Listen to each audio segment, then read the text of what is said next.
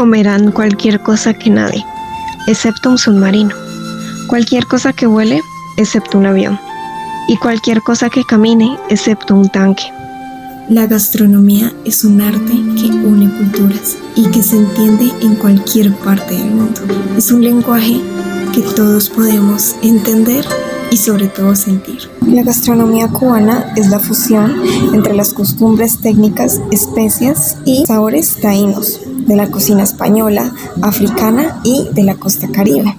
Tanto en el descubrimiento de América, las revoluciones e invasiones que llegaron a Cuba cargadas de este conocimiento culinario, cultivos distintos y nuevos aportes y sabores.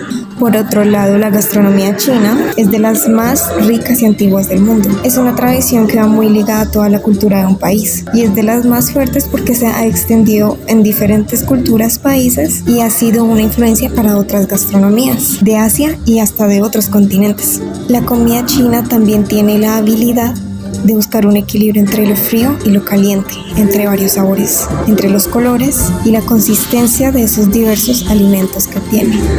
Por eso tiene una gran variedad de técnicas culinarias. La cocina chino-cubana es toda una experiencia, ya que son platos fuera de lo común para ambas culturas, donde se encuentran sabores y texturas contrastantes. En 1857, los individuos chinos, que eran mayormente hombres, fueron traídos a Cuba para que trabajaran en los campos de caña de azúcar. Luego de terminar sus contratos de trabajo durante 8 años y obtener la libertad, algunos decidieron quedarse en Cuba. Luego de la década de 1920, otros 30.000 chinos emigraron a Cuba.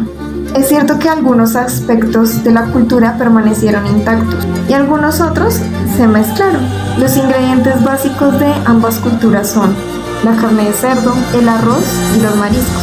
Y cada uno de estos crea una experiencia de una cocina fusión deliciosa e intrigante. En el libro La cocina de los chinos en Cuba, que es un recetario familiar, el autor Ernesto Pérez Shah nos habla de su historia alrededor de la cocina fusión y de su viaje gastronómico. Nos cuenta que tenía la habilidad de que cada alimento que se llevaba a la boca lograba reconocer olores y sabores intensos que lo transportaban al pasado, donde logró visualizar la historia de su familia que creyó haber olvidado en algún momento. Sabía sobre la magnitud de su legado, que viajaba de un país de otro y de la dimensión y de los sueños cumplidos y por cumplir. Aunque tengan muchas similitudes ambas cocinas, también tienen diferencias muy grandes, hasta en el modo de servir la mesa y de comer. Cuando la comida china llega a Cuba en el siglo XIX, junto con la amenaza de la Revolución Cubana, había ya iniciado la trata de chinos en este país. En 1850 este proceso continuó y a finales de este siglo había más de 20.000 chinos contratados bajo unas condiciones de esclavitud terribles. Les pagaban solo con 1 libra de arroz, media de alguna proteína y con una muda de ropa al año. Hicieron un censo estadístico en 1872, donde se evidenció que habían 58.400 chinos, de los cuales solo 32 mujeres estaban bajo contrato y 30 eran libres.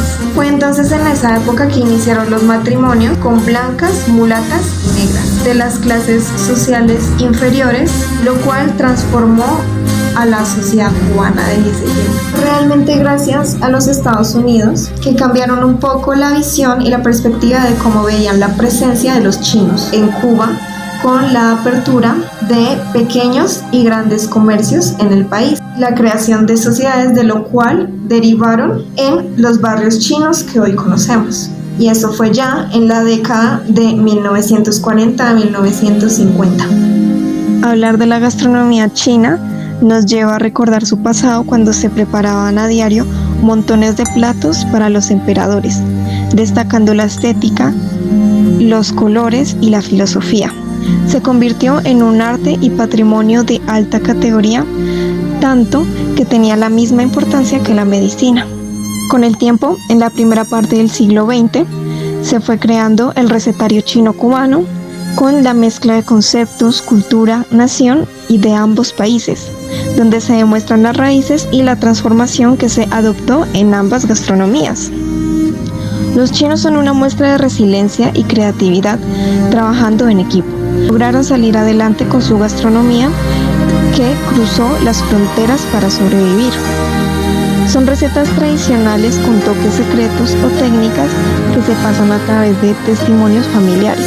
Debido a las diferencias del clima, hábitos, productos y contexto histórico, las diversas regiones de China desarrollaron técnicas y sistemas culinarios únicos y diferentes. En la actualidad hay varias escuelas repartidas en todo el país y en sus regiones.